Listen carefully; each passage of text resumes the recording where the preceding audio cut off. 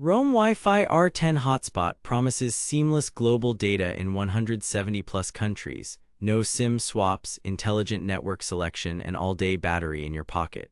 Either we have finally reached travel internet nirvana, or we are staring at another case of tech roulette dressed up in big claims.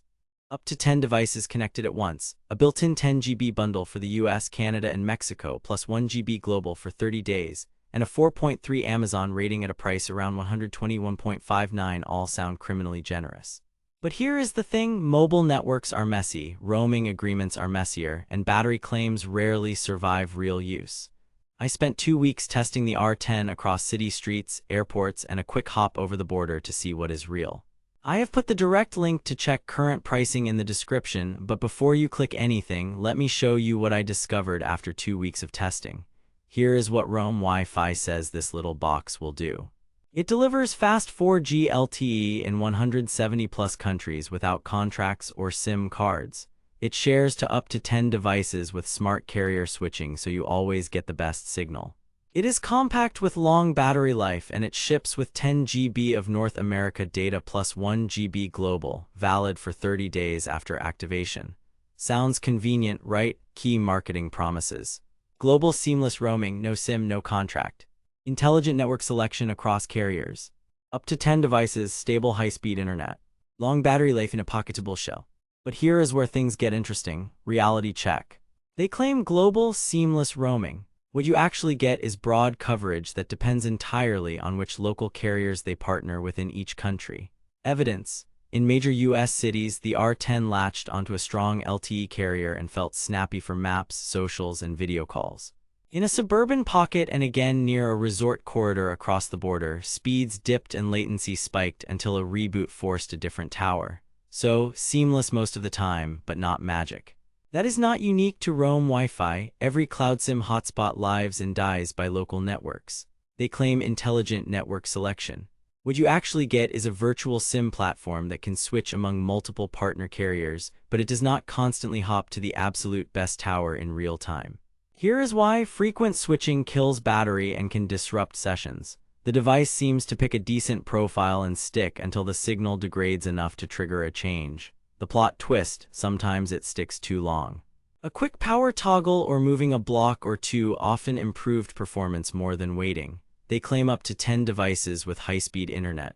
Reality check: yes, it connects 10, but that is not 10 times the bandwidth.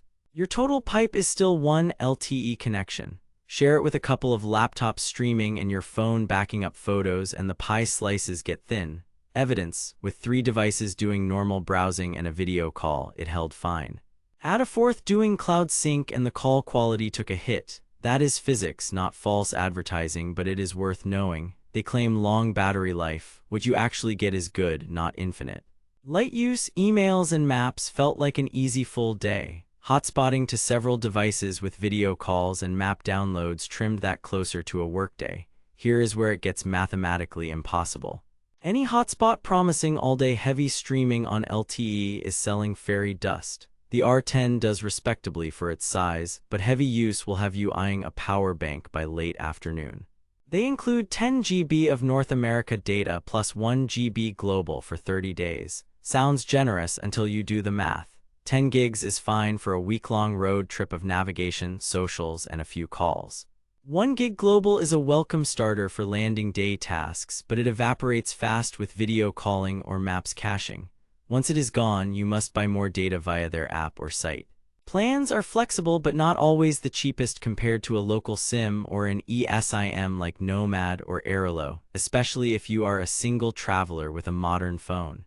Here is where things get interesting again. Setup and activation. No SIM swaps is great, but expect a brief learning curve to activate the device, claim your included data, and choose plans. A few Amazon reviewers mention confusion around data validity windows and auto-activation timing. In my testing, activation was straightforward, but pay attention to when you trigger that 30-day clock so you do not waste days before a trip. Speed and stability. In dense urban areas with strong LTE, the R10 felt quick for everything short of heavy HD uploads. Latency was decent for video calls and gaming on low-intensity titles, but this is not a fiber replacement. In congested zones or tourist corridors, performance followed the tower load. That is expected across all travel hotspots. Battery life, light to moderate use gave me a day. Multi-device camera backups and calls pulled it down to late afternoon territory. It charges via standard USB, so pairing it with a slim power bank covers aggressive days. The chassis warms up under heavy loads, which is normal for hotspots. A small handful of users report overheating and needing a short cooldown. I only felt it get warm, never alarming. Device sharing and range. 10 connections is real, but Wi-Fi range is room to small apartment-sized. Walls and hotel concrete reduce it. For a family road trip or a couple in an Airbnb, it is perfect. For a team spread across a villa, expect to cluster closer. App and plans. The plan catalog is the secret sauce. Daily passes, region bundles, and longer-term options exist, but pricing varies by country. What the marketing does not mention, depending on destination and trip length, an eSIM or local SIM can undercut the cost, while RoamWiFi wins on convenience and easy sharing. If you value plug-and-play and group connectivity, it is compelling. If you are solo and price-sensitive, do the math. User feedback. Amazon rating sits around 4.3, which tracks with my experience. Positive notes praise easy setup, reliable coverage in mainstream destinations, and the included North America data. Critical reviews call out activation timing confusion, occasional slowdowns, and needing to reboot to chase a better tower. No indications of dropshipping or impossible specs. This is a legit travel hotspot with realistic 4G performance constraints. Recommendation: buy with caution. If you want a no-SIM, no-stress travel hotspot that shares to laptops, tablets, and phones, the RoamWiFi R10 delivers on convenience, with solid coverage in 170+ countries, a decent battery, and a useful starter bundle. At around $121.59 for the hardware, the value is fair if you routinely travel or need group sharing. Skip this unless you need multi-device convenience if you are a solo traveler with an eSIM-capable phone who can snag cheaper data locally. Pros: global coverage up to 10 devices, respectable battery, 10 GB NA plus 1 GB global starter. Cons: speeds vary by carrier, tiny global starter cap, plan pricing can add up, occasional manual nudging to find the best signal. Stay savvy out there, thanks for watching. If this review saved you from wasting money or helped you find something actually worth buying, I have put the link to check current pricing and read more reviews in the description. And hey, if you do decide to buy through my link, it helps fund these investigations without costing you extra.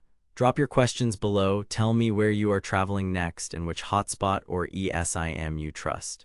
Next up, I am testing RoamWiFi versus GlocalMe versus Skyroam head-to-head. Subscribe so you do not miss it. Until then, travel smart and keep your Wi-Fi honest.